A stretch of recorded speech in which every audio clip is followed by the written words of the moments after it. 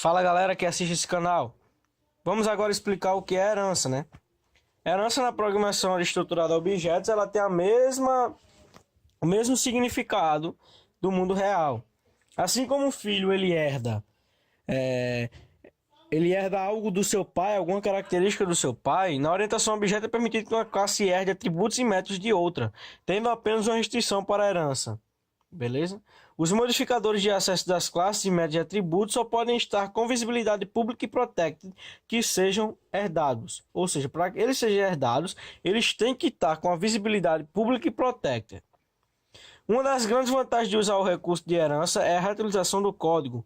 Esse reaproveitamento pode ser acionado quando se identifica que o atributo ou método da classe será igual para as outras. Beleza? Ou seja, para efetuar essa herança, é utilizada a palavra reservada extends, ou seja, uma extensão. Beleza, galera? Então vamos agora para que serve a herança, né? A herança é um princípio do próprio da programação orientada a objetos, a famosa PO, que permite criar uma classe a partir de uma já existente. Ou seja, a herança também é chamada de subclasses e vem do fato de que as subclasses contêm atributos e métodos da classe primária. A principal vantagem da herança é a capacidade de definir novos atributos e métodos para a subclasse. Beleza, galera? É isso aí. E para acrescentar, ele soma os atributos e métodos herdados, ou seja, ele é um somatório, beleza?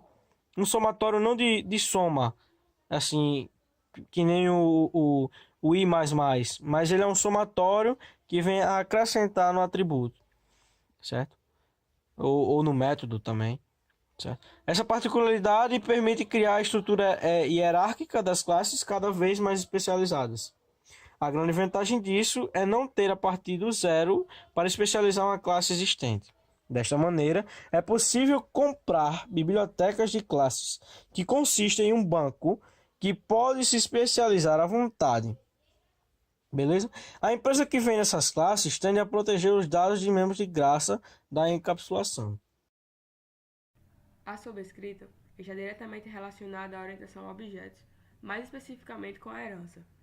Com a sobrescrita, conseguimos especializar os métodos herdados da superclasse, alterando seu comportamento nas subclasses por um mais específico. A sobrescrita de métodos consiste basicamente em criar um novo método da classe filha, contendo a mesma assinatura e o mesmo tipo de retorno do método sobrescrito. Quando mencionado anteriormente que o método deve possuir a mesma assinatura, significa dizer que o método deve possuir o mesmo nome, a mesma quantidade e o mesmo tipo de parâmetros utilizados no método sobrescrito. Para exemplificar e podermos aplicar esses conceitos, utilizaremos o seguinte cenário. Vamos imaginar a modelagem de um jacaré. O jacaré é um réptil que possui atividades em comum com outros animais, inclusive animais de outras espécies. Uma dessas atividades é a caça. No entanto, também possui atividades e características exclusivas dos répteis, assim como características próprias de um jacaré. Com base nessas descrições, apresentamos uma modelagem simples utilizando o diagrama de classes. Para isso, criaremos uma interface denominada animal e dentro dela definimos o método caçar. A partir disso, garantimos que todo animal implemente esse método. Assim, ao codificarmos a classe réptil, devemos implementar essa interface e desse modo definir o comportamento para o método caçar. Com base nessa análise, chegamos a esse diagrama. Os códigos da interface e da classe podem ser vistos nessa listagem.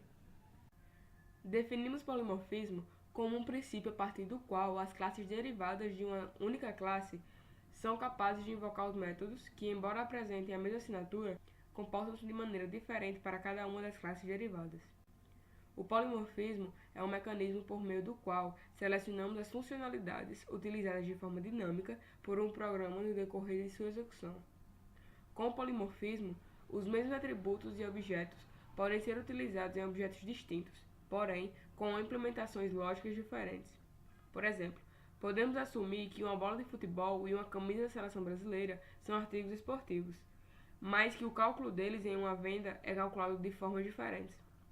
Outro exemplo, podemos dizer que uma classe chamada vendedor e outra chamada diretor podem ter como base uma classe chamada pessoa, com um método chamado calcular vendas. Se este método, definido na classe base, se comportar de maneira diferente para as chamadas feitas a partir de uma instância de vendedor e para as chamadas feitas a partir de uma instância de diretor, ele será considerado um método polifórmico, ou seja, um método de várias formas.